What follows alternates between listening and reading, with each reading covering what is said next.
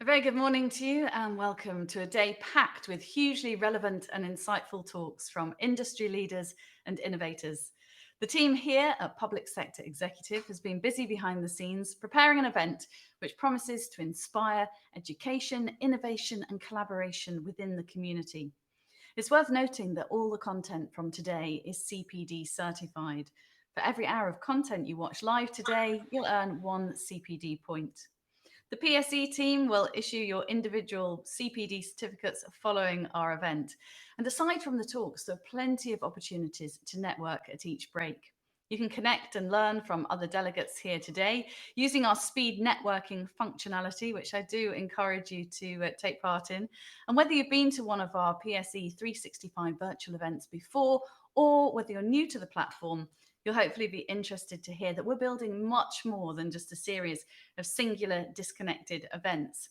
We really have taken the time to listen and have created a platform which will allow you to access a wealth of resources and continue to provide valuable networking opportunities. Located all in one place, this platform, or community as we call it, is intended to share useful information long after today's event is over. So please jump into the digital marketplace to gain access to valuable insights you and your teams can digest at your leisure. Without support from our partners, events like these simply wouldn't be possible. Focusing on what's topical to the public sector, today we'll be concentrating the conversation on decarbonisation. The notion behind this topic originates from the government's most ambitious climate change target to reduce emissions by 78% by 2035. And today we'll be exploring the role the public sector plays in decarbonisation and its commitment to reach net zero. Alongside government pressure, I'm sure you're all very well aware that COP26 is taking place in a few weeks' time, which will further spotlight the public sector's efforts to reach net zero and the need for us all to take urgent action given our rapidly changing climate. To emphasise the need for decarbonisation, it's worth noting that the public sector energy bill is estimated to be £3.4 billion. Hence, today we'll explore how we can decarbonise, carbon offset, and use innovative technologies to reach green targets. These strategies will be examined across transport, water management, and waste management, and we'll discuss where our power comes from and how it can be used effectively in public facilities. We'll also look at how government bodies can drive sustainable initiatives whilst championing economic growth. An added benefit to today's proceedings is a bit of friendly competition. We like a bit of that to reward you for your hard work. Score points by engaging with the platform's different elements and potentially earn yourself a choice of reward come the end of play. Our gamification tools will be active throughout the day with an up-to-date leaderboard tracking delegate progress. So those who finish in first, second and third places respectively will have the choice of 3 different prize options to a total of 250, 150 and £100 value for each of the positions. So that means you can choose either Amazon vouchers, a donation to a charity of choice, or the planting of an equivalent number of trees, whatever resonates with you most. But of course, you can only be in with a shout by getting out there and engaging. So join a live session, there's 50 points earned. Make a connection with another delegate in the platform, that's 100 points. Ask a question in a session or engage with one of our exhibitors, another 50. You get the gist. And finally, as we get ready to welcome our first panel of speakers, feel free to share interesting things you hear throughout the day across social media using the hashtag PSE365. That's hashtag PSE365. So let's kick off with our first leaders debate of the day. Energy efficiency in public buildings. The annual public sector energy use is estimated to account for 40% of the UK's CO2 emissions coming from heat and buildings. It's imperative to improve energy efficiency and energy management in the heating and cooling of public buildings to help decarbonise the public sector, transforming the over-energy performance of public sector buildings. Approaches for tackling the emissions produced by buildings include, but aren't limited to, heat networks and combined heat and power to building management systems and smart thermostats. So in this session, we'll look at how the public sector can decarbonise existing buildings and how leaders can navigate the opportunities and take positive steps towards net zero.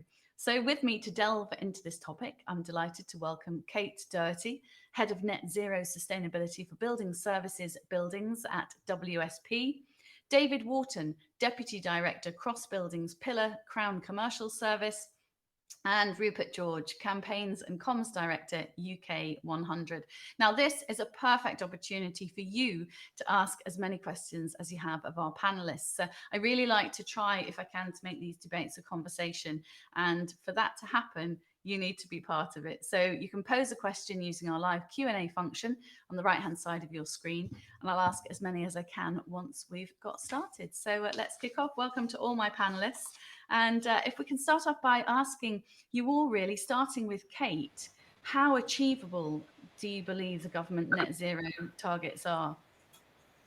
So, I mean, like you mentioned there, we've got net zero by 2050, we've got 78% by 2035, and you used the word ambitious in your introduction there, but I don't really like to say ambitious because really this is what we need to do to avoid the worst impacts of climate change, but it's definitely challenging, that's for sure.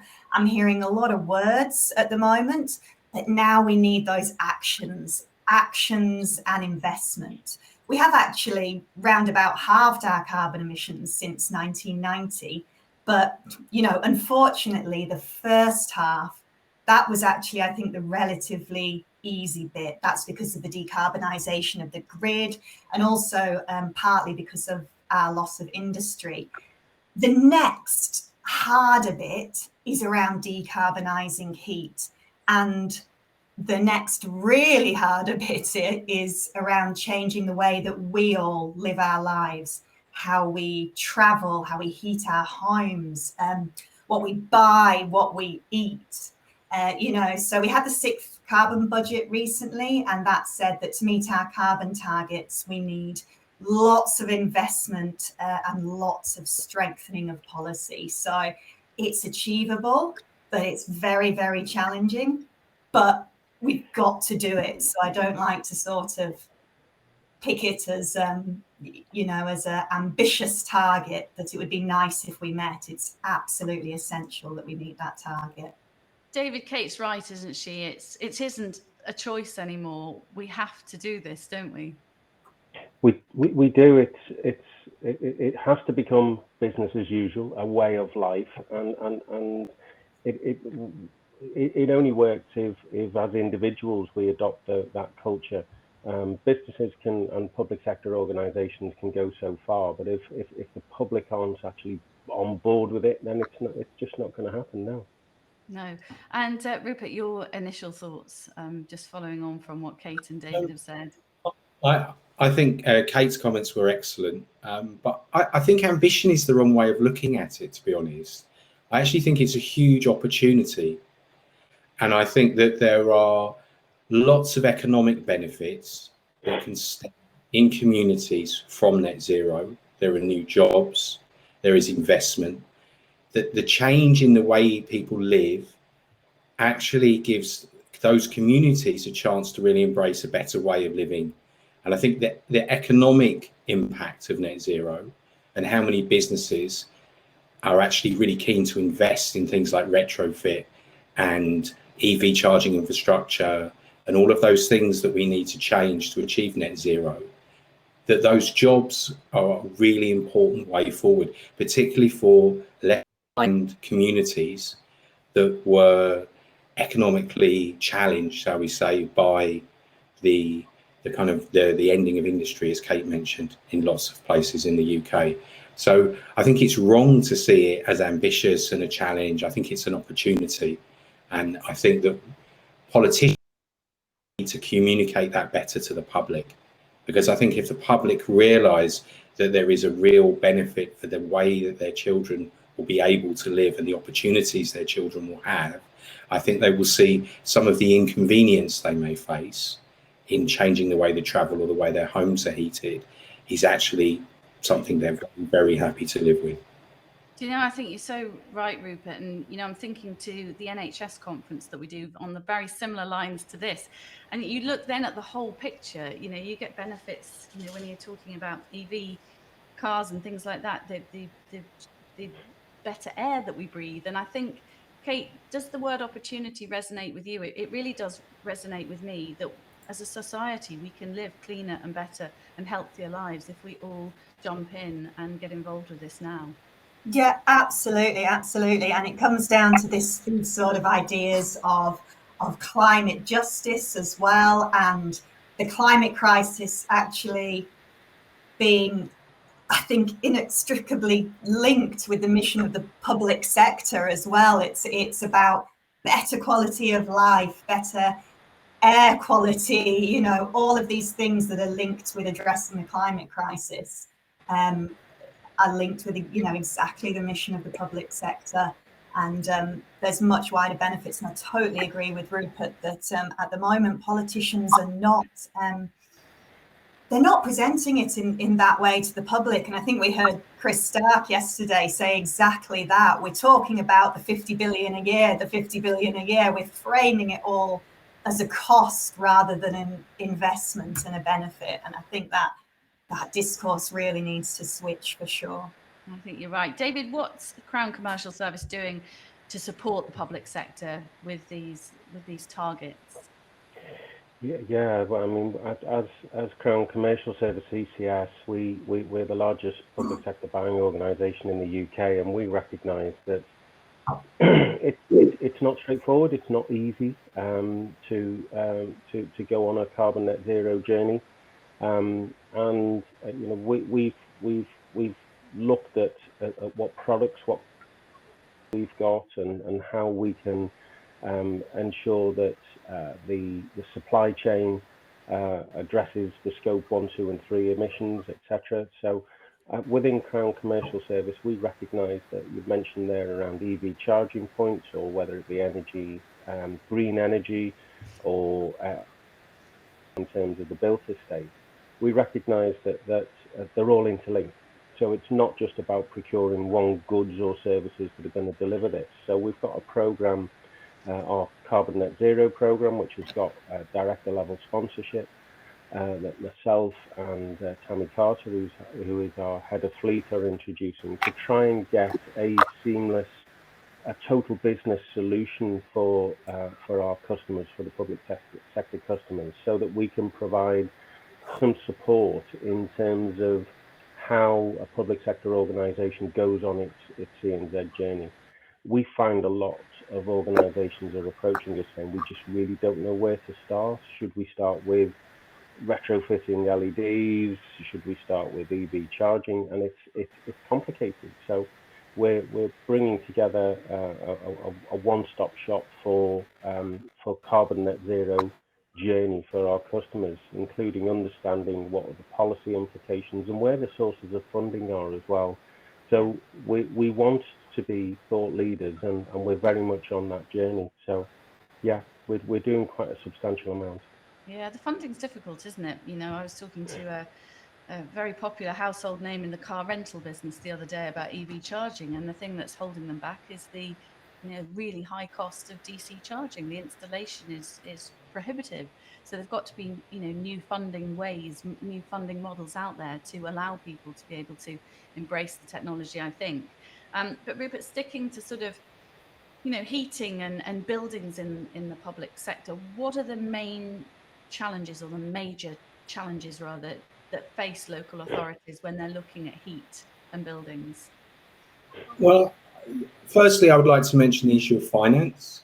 I think it's really important, and I think that some local and regional government actually have quite limited. A new metro mayor probably only has one office building that they are actually responsible for in terms of heating, but they still have the access to finance to ensure that building becomes a net zero building. And I think finance is critical. But I think that the real struggle that local authorities have really is around retrofit. And I think in terms of buildings nationally beyond the public sector, the whole issue of retrofit, we have I think it's 29, the estimates vary, but 29 million homes in the UK that need retrofitting. It's a huge, the scale is vast in terms of how that happens. Local authorities recognise that they are key, they have a key agency in delivering that within, it's a place-based solution, and they have a key role in that. 4 million homes, which are in the ownership of registered social landlords. Not all of those, obviously, are, some of those are with housing associations and arm's length bodies, ALMOs. But I think that accessing the finance around that, and I would like to go back to David's point about scope 3 emissions, because I think scope 3 emissions is a critical place where the public sector can set a direction of travel for the wider economy about its purchasing. And I think with retrofit, the real challenge is that we don't have the economies of scale. It's not happening at a sufficient pace to bring down the price of retrofit and have businesses invest. So the costs of retrofit are not falling quick enough for either private homeowners, landlords, or registered social landlords, private registered social landlords. And I think that that direction of travel and that structure, which allows, in a sense, those 4 million homes in public ownership could be used as a really key driver, as a signal to the market, so that prices fall, and that those heat pump engineers are trained, and that those heat pumps actually fall in price, because without enough of them are being purchased, the whole thing becomes economic. And hey, that's going to be a massive driver of employment, which is something going back to earlier. There are ways, I think. I saw a very good example. I suppose it's retrofit in the car parks, NCP car park industries, big car parks a few years ago, where a company went in and said, you really need to be using LEDs. And they said, well, we can't afford to do it. So the company that went in did the work, and they split the savings on the energy bill. And so everybody was a winner. The car parks didn't have to find any capital expenditure, and the company made profit. And I think there's ways of looking at things like that, because money's tight, isn't it? And it's particularly tight post-pandemic. Everybody's hurting. But I think that's very much about finance. I think that the creation of the UK Infrastructure Bank and the way that net zero is a key part of its criteria for how it's lending, I think that's a really positive sign. And that's a really interesting way that net zero, that local authorities and other public sector bodies potentially can, so that they can actually make these things start to happen at scale. Kate, let's get your thoughts on the challenges ahead and how the how the move away from fossil fuels will impact our aging buildings that are designed, let's face it, with gas-fired boilers, etc. Yeah, sorry, I'm just checking I wasn't on mute. They're doing it for me. Yeah, absolutely. And we said at the beginning, and we kind of touched on it there, that decarbonisation of heat in particular is the next big challenge. 1/3 or thereabouts of our carbon emissions from buildings are from heating, and we've been, in the UK, we have been really reliant on natural gas for a long time, a lot more so than some of our European counterparts. So it is the next thing that we need to bottom out. And the main solutions that you'll hear touted is heat pumps, which we've spoken about, and hydrogen. There's a lot of talk about replacing gas with hydrogen, but when you look into it, in my opinion, a lot of it's coming from the gas supply industry. A lot of that opinion, it's a really seductive idea that green hydrogen will just be supplied to all our buildings via a repurposed gas network. But I believe it's unwise to rely on that happening anytime soon. So that leaves us with heat pumps that we've spoken about, and there's some pros, but there's definitely some barriers there, like we say as well. It's electric heating, it's really efficient, it's net zero ready as a technology, but there's challenges around not just capital cost at the moment. On a home, you're looking for sort of 4 to 8K for converting to a heat pump. Fuel cost is something that we need to think about. We automatically think oh, if we're going to a net zero carbon home, we're going to reduce our fuel bills. Not necessarily, unless you sort of do all the other upgrades that go along with that, because of course, even though a fuel pump's more efficient, electricity costs a lot more than gas at the moment. So, you know, particularly with social housing, we really need to understand that balance. And of course, it's intrusive and it's disruptive. You're not just taking your old boiler and swapping it out for a heat pump. It's a disruptive retrofit of all your radiators, or if you're talking, you know, in an office or a workplace, or your fan coil units. It really is a big process. And like I say, everything else that goes along with that as well, like upgrading the fabric of the home, etc. So there's some sort of understanding, as well as all the supply chain things and the skills that we spoke about. There's also a piece about understanding the user experience, I think, you know, whether that be in a workplace or a home, and how we sort of navigate that disruption as well. I think the other thing, David, sometimes that we face, whether we're in a business and public sector organisation or at home, is taking that first step. How, you know, can a public sector organisation start their net zero journey? Where would you recommend a good starting point is? Yeah, from a CCS perspective, we've just launched our website in terms of for carbon net zero, and on there is a very simple, very straightforward 3-step guide in terms of understanding your data, managing the demand, and then making the changes. So the first port of call for any public sector organisation is to understand the data, understand where the main energy consumption is, which products or services are actually using and sucking that power out of the system. Once you've understood that, and again, there are various tools that CCS can provide access to understand that. It's again understanding where you're actually wasting the energy.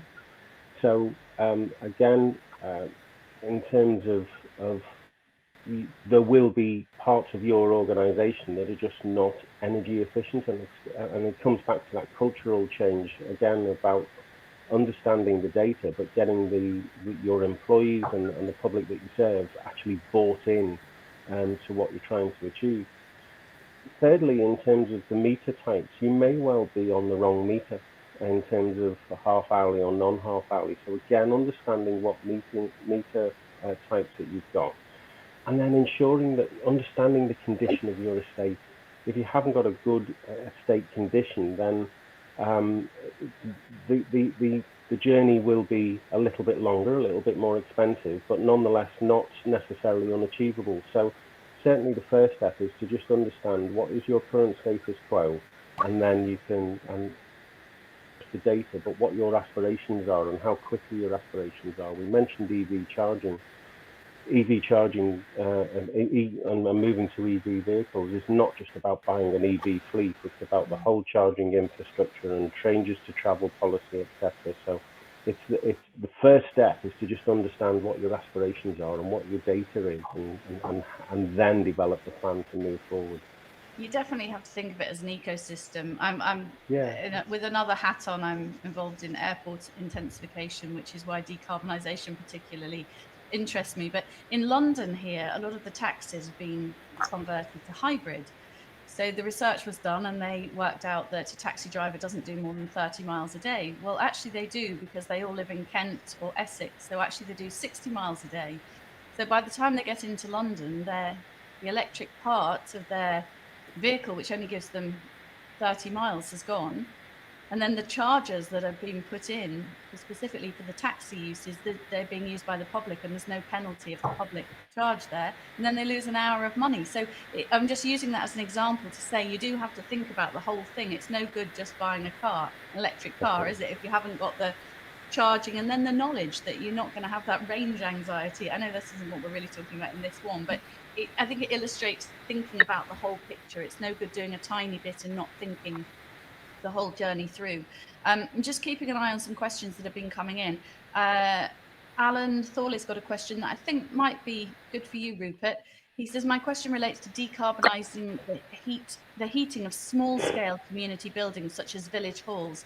The cost of ground source heat pumps in particular may put them out of reach of parish and town councils, but they may not also provide the ability to quickly alter heat levels for different activities. Are the panel aware of any more affordable and more flexible solutions? I'm not a technical person, so I might not be the best person to answer it. Okay. But I would make a point there about cost. I think there is a lot of discourse about current costs, and I made a point earlier.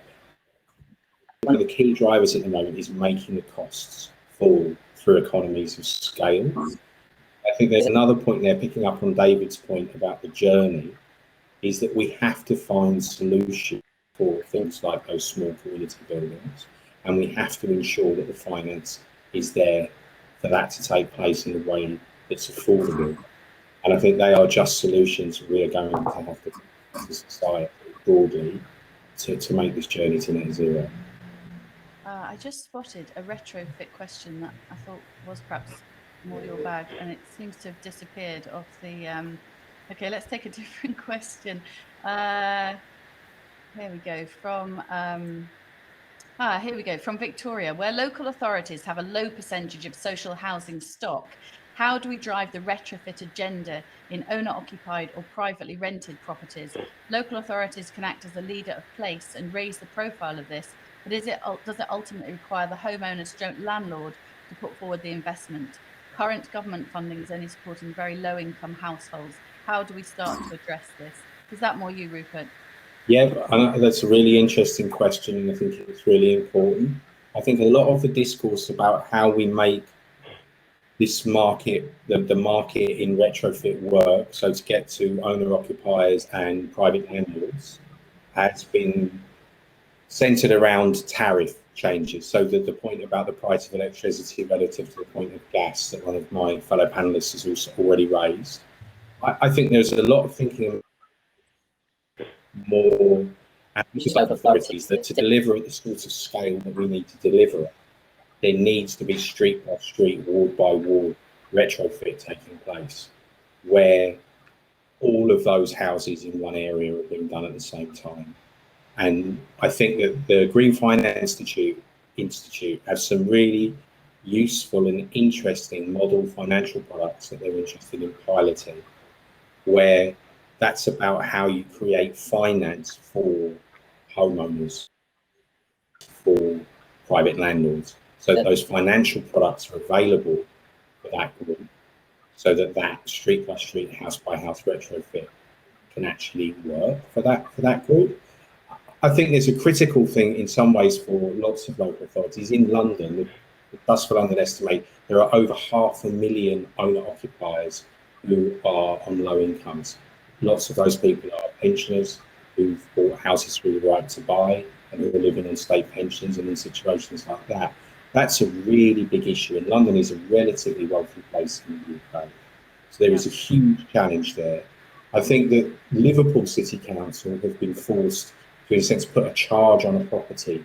So where they've retrofitted estates that were built for social housing, people who own their own homes, they've created a charge.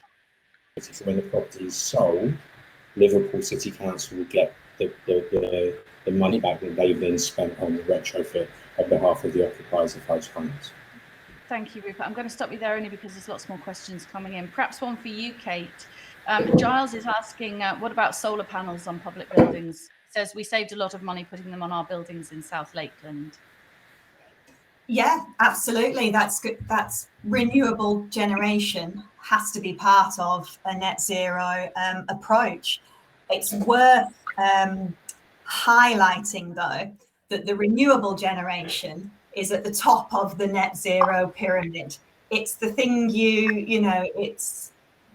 it's the thing you sort of think about when you've also said, have we exhausted all the financially feasible opportunities to actually lower the energy use requirement of the building in the first place, which is around building fabric and it's around heating technologies. But I completely get that in a retrofit scenario, some of those things might not be as financially viable as PV and may not pay back. And we've seen the cost of PV come down something like 80% over the past 10 years. So that's a great example of how really, you know, of how economies of scale and helping that supply chain to grow can really bring down the cost of some of these things we need to do. So yeah, absolutely. I know this is something we've touched on, David, but I'll read Karen's comments anyway, so we can just add to what we've already said. But Karen says, as a local authority, we know what our carbon emissions are and where they come from. The biggest issue is lack of funding to do anything about it. The grant funding currently available is piecemeal, not guaranteed, and too restrictive, plus oversubscribed. Yeah, I think the one comment that I would make is that there is a considerable amount of funding out there, and applying for any funding can be difficult, can be complex, and isn't straightforward. And within CCS, we recognise that we need to provide a level of support. One, raise awareness of where the funding is, so that, you know, public sector organisations have got a fighting chance of understanding where it is.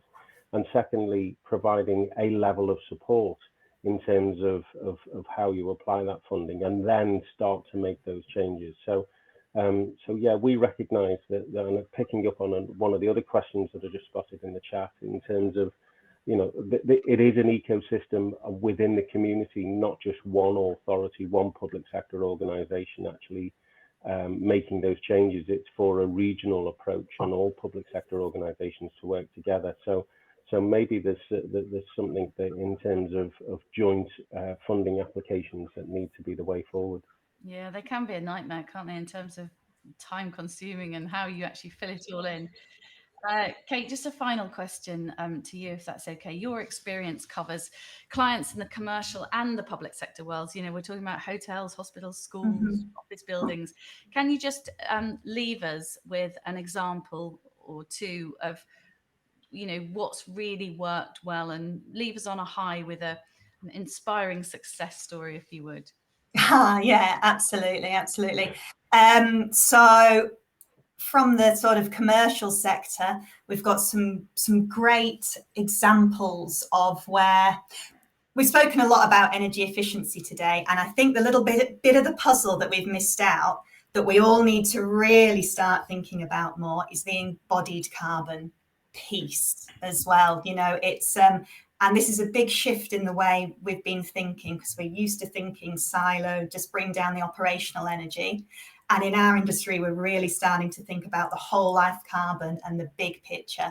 So we've got a couple of great examples recently, 22 Bishopsgate in London, and also the new Primark in Birmingham, where we've thought really carefully about how we reuse existing structure and existing assets to minimize the embodied carbon, but actually just, you know, it's not just about retrofit, that's about repurposing, reusing, and thinking about the whole life carbon of the building, and getting much closer to true net zero carbon, which involves that whole life of the building. I think that's a very positive story to end on. Thank you